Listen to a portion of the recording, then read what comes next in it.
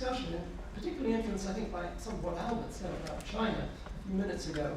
I'm now of the school that says this is probably not as important, at least now, as is often argued. This is probably a fairly minor part of what South Asia needs to do. It's these first three things that I think are really crucial. Now, I realize that I'm generalizing here about what South Asia needs to do. It's a considerable variation among South Asian countries and within them. So Sri Lanka is well educated, as was pointed out earlier this afternoon. Kerala is well educated within India. And I also recognize that South Asia has made significant progress over the past 25 years. So let me just show you some numbers that illustrate how much progress really has South Asia made over this period. And this is the fourth of the tables on the handout that we've got. And essentially the same rows as you've seen before, and the same columns, the same selection of columns. Exception is I've left out Afghanistan because all the numbers in all the rows for Afghanistan are negative for reasons that are obvious and tragic and don't have very much to do with things I was talking about on the previous slide. But here, in earlier slides, the data all related to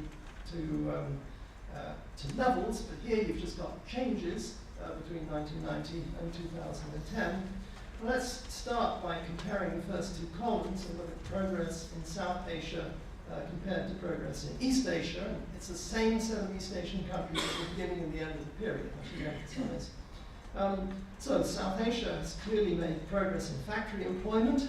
It's gone up. It's gone up also as a percentage of the labor force, though it's gone up significantly less than in East Asia.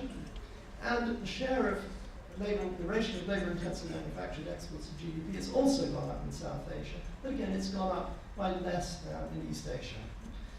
Why hasn't it gone up as much as in East Asia, this ratio of labor-intensive manufactured exports to GDP? Well, the answer to that is in the second block of the table. Openness increased by this measure of trade to GDP, exports to GDP, by more or less the same amount in the two regions, although there's still a big gap in levels between the two regions. The difference between the regions are in rows 5 and 6. So in South Asia, the share of manufactures in total exports went down, whereas it went up significantly in East Asia. And South Asia has a lot to do with the expansion of services. And even more strikingly, the share of labor-intensive exports in manufactured exports went down in South Asia, while going up a little bit in East Asia. And if you want to know, as it were, if you just look now at the India column, you can see that this decline in the labor-intensive share of manufactured exports is being driven mainly by what happened in India. And this corresponds very much with what Pankaj Vashish found in his paper, which is that the labor intensity of Indian manufacturing exports went down significantly over this period. Partly because more skill-intensive manufacturers, partly because more manufacturers were high primary product content, such as refined oil. So South Asia, as it were, made progress, but it made less progress than East Asia. And what about individual South Asian countries? Well, lots of things that could be looked at in detail, but there's only one country in South Asia that has all positive signs down its column, which is the same, all positive signs in East Asia. And again, no prizes for guessing that was Bangladesh. Sri Lanka also did, on the whole, well relative to the rest of South Asia, though its export ratio went down because it became somewhat more closed. The other regions have far more negative signs, complete set of negative signs. A complete set of negative signs in Afghanistan, as I said, mainly negative signs in Nepal, Pakistan. So what's the bottom line, as it were? A mixed picture, And so if South Asia wants to take advantage of this opportunity, these numbers are saying that it needs to make improvements, I think, on all of the usual suspects over the next decade or two. Will it do it? Will South Asia do it? Can South Asia do it? And that leads on to my last slide, political economy. I mean, the usual suspects have been usual for obvious for decades. So why have reforms, why have improvements been so limited and so slow? I mean, you can ask that across the whole front. Why has there been this long-term neglect of basic education across almost all of South Asia? Why was the importance of infrastructure, or why was action not taken to upgrade South Asia's infrastructure far, far earlier on a much larger scale than has happened? I mean, these questions are a big puzzle to anyone who's worked on East Asia, which is where I've done most of my work. And what are the possible explanations? Well, one is mistaken policy analysis. So you could argue that back in the 50s, as I think was implied by, maybe it was Ajit Ghosh yesterday, the view was you didn't need to educate the bulk of the population. What you needed was to educate, highly educate an elite, and that would drive the development forward. So that was, if you like, mistaken policy analysis.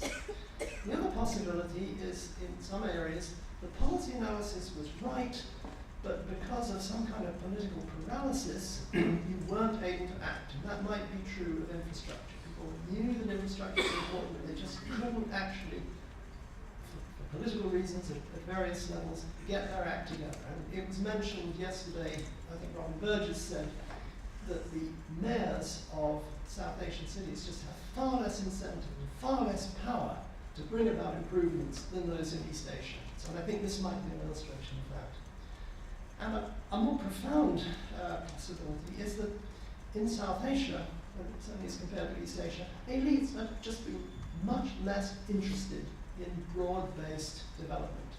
So you can think about local elites, and there'd be one difference between China and India, is that in India, you didn't shoot all the landlords.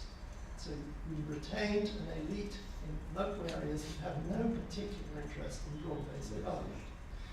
And at the national level, I think there are some real questions, and I am struck when I talk to policymakers in India about how uninterested they are in expanding labour-intensive manufacturing exports. You often get the reaction saying, oh, we're going to skip that stage, we're just going to move straight into high-tech services. Which my reaction is, well, that's great for you, but what about the 300 or 400 million people rotting in agriculture in the countryside who are not going to stay rotting, because they're not going to become they're not going to be writing software code. They need to be provided with basic, standard, low-skilled jobs. And that's a point of view, happily, I've heard repeated by many people over the last couple of days. Now, I'm not an expert on South Asia. I'm certainly not an expert on South Asian politics, and I don't pretend to know what the answers are to these puzzling questions. It seems to me that understanding the reasons for this failure to make these reforms earlier is very important to both predicting what's going to happen in South Asia and indeed to taking steps to bring about those improvements. Thank you.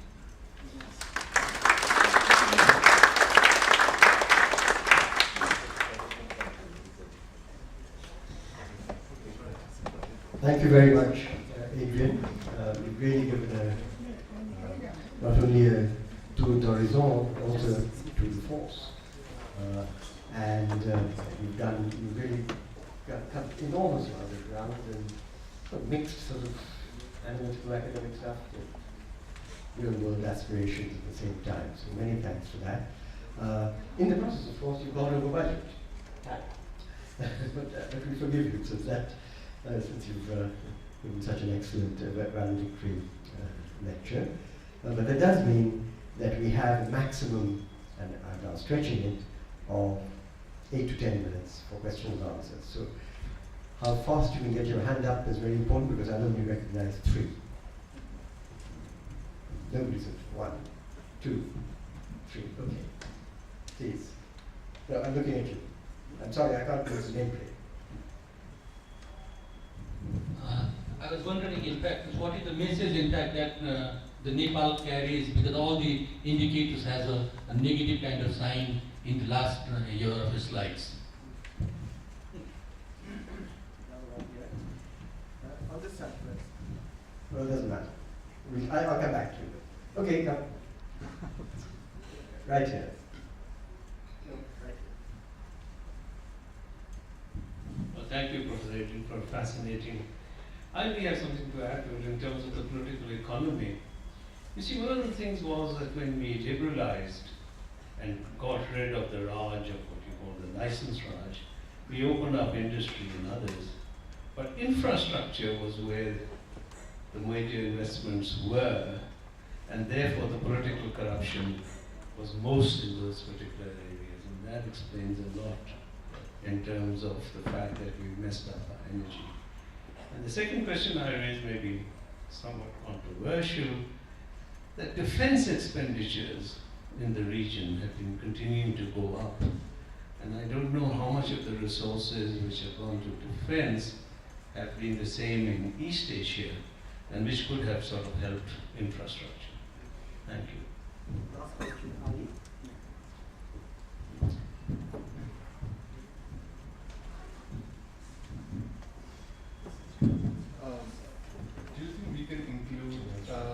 Do you think we can include fair, efficient, and transparent governance among the usual suspects? And on the defense side, I mean, I was looking at World Bank figures.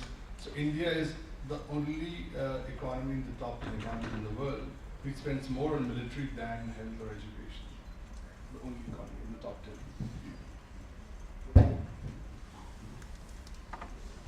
Right, thank you for the questions, and for those of you who'd like to talk about this further, I think most of us are going to read it over dinner later on, so I don't feel this is your last chance to tell me that I've got it totally wrong. Or indeed, I've got it totally right. I'd be happy to hear that as well. What's the message for Nepal? Interestingly, and particularly this is something I've learned over conversations with Nepali colleagues over the last couple of days, I think the message for Nepal may be that Nepal is actually an exception to the proposition that the way forward lies in exporting labor-intensive manufactures. Basically because Nepal's location makes it very difficult to overcome the transport infrastructural requirements. You've got to move goods very, very quickly and very efficiently. And basically, Nepal would have to do by air freight. And that's pretty damaging for low-price labor-intensive goods. It adds quite a large proportion to the cost. But what I've learned from conversations is that Nepal may well have a very bright future as an exporter of teleported services. I mean, so call centers, back office processing of things, because that you can do from anywhere. And what's interesting is that Nepal has a relatively well-educated labor force and a high female labor force participation ratio. And these are both two characteristics of call centers and other services. I was very struck by the presentation yesterday showing that even the bulk of the street vendors in Kathmandu have a reasonable education. So in a way, that may be the way forward. So I'm glad you asked the question, because I think actually Nepal may be an exception to the message about the way to go forward. Defense expenditure. When one looks at how much China is spending on military, which is quite hard to do, I think they advertise the format, it's a lot. I think that there's been a lot of defense expenditure in East Asia. I mean, Korea has always had to spend a hell of a lot because of having a rather difficult neighbour just to the north. I haven't done the numbers. My guess is that is probably not going to be crucial. Corruption, fair, transparent, and efficient governance. I did address that, but I addressed that more under the heading of sort of political economy reasons, not doing more about these other things. Now as a cause in itself. And I think, again, it comes back to the cities point. I mean, what Robin Burgess said about the difference between South Asian and East Asian cities could actually be argued to be applied to South Asian and East Asian governments in general, even at the national level. they're not as incentivized to do the things that need to be done, and they don't have the power to do it. So you're missing this ingredient. Now, so that's really the kind of efficient governance. Fair? Well, it may be that South Asia's governance problem compared to East Asia has been too fair. I'm very struck by, it's not quite true, almost true, Shanghai decided to solve its urban congestion problem by building a freeway system. They decided that one morning. In the afternoon, they went out and started pulling down houses to build the freeway, and it was there in about a couple of years.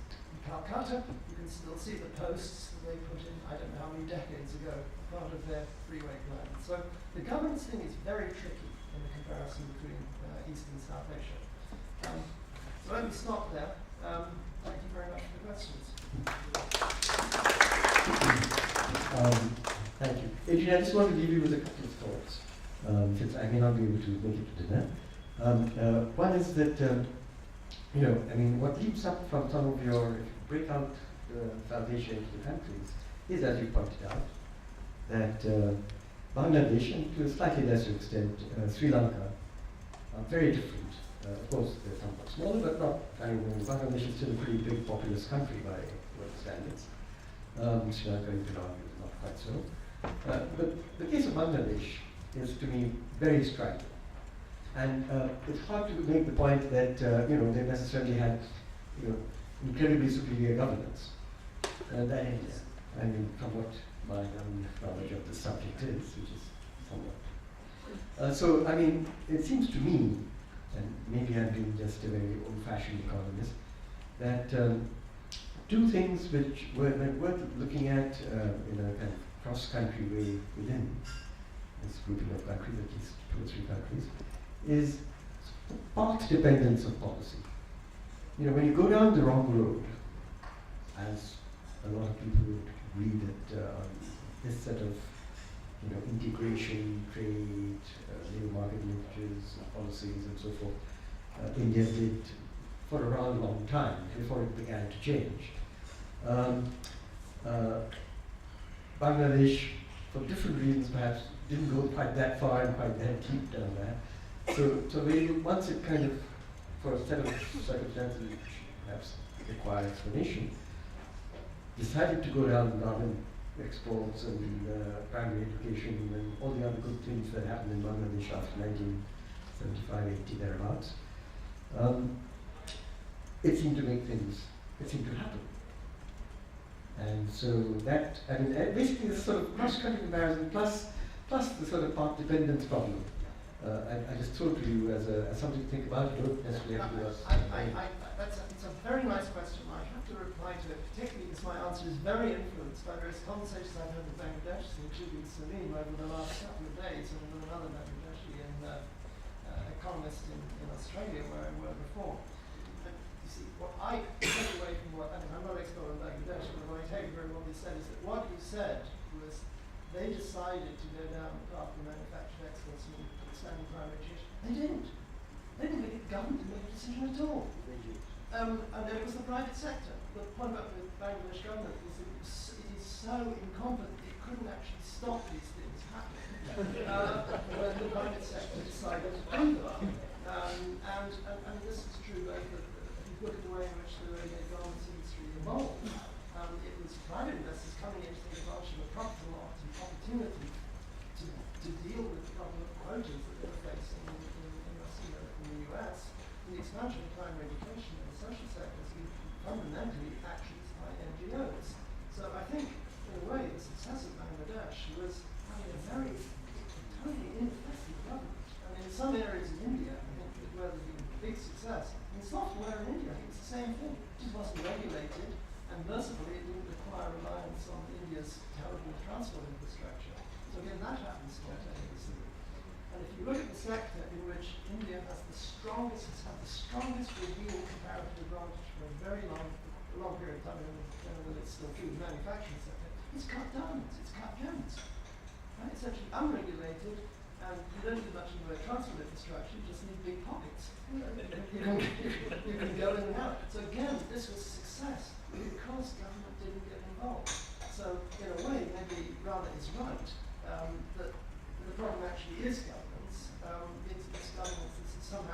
prevented a lot of things happening that which might otherwise have happened spontaneously. I mean, it's a very, very interesting question. Well, on that very nihilistic note, we shall end this very nice session that we thank you for.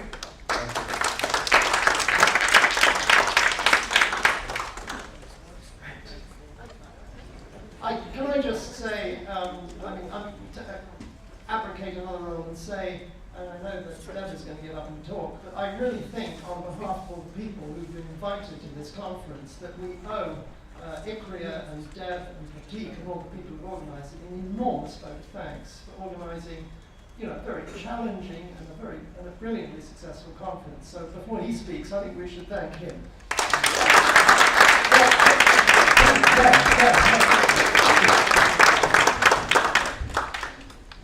Thank you everyone for this appreciation.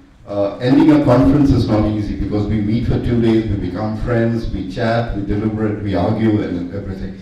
I'd like to thank all of you for making it to this conference, and you know, organizing a conference in South Asia is probably the biggest and the toughest job. You have visa, you have connectivity, and you have weather. We had to, Sri Lankan people have to be at the airport for 24 hours. I know how the Pakistani contingent visas were not getting done, there's similarly connectivity problems and everywhere. We had to literally get Kunal Sen out of swimming from Chennai to Bangalore to make him available here. I'd like to thank all of you, but I'd like to make one or two names. Is that this conference would not have been possible without some of my South Asian colleagues. Naveen Adhikari introduced me to many other Nepalese when I said I want to reach out to other colleagues. Salim Rehan introduced me to a few colleagues. Sirimal Averatna introduced me to other colleagues. And this is the beauty of knowing scholars in South Asia who put you on with others. So at the end of the day, thank you everyone for making it possible. I thank you on behalf of Rajat, who's probably going to land in Paris in a very short time, for making it possible to come and engage with us. And finally, if I have to thank someone, I had a one-man army, and that was Pratim. He deserves a warm round of applause. He went home every day at 11 o'clock, he mails, everything, and it wouldn't have been possible without him. Thank you, and meet you for dinner at Pool Deck, 5th floor, India Habitat Center at 7 p.m. Thank you.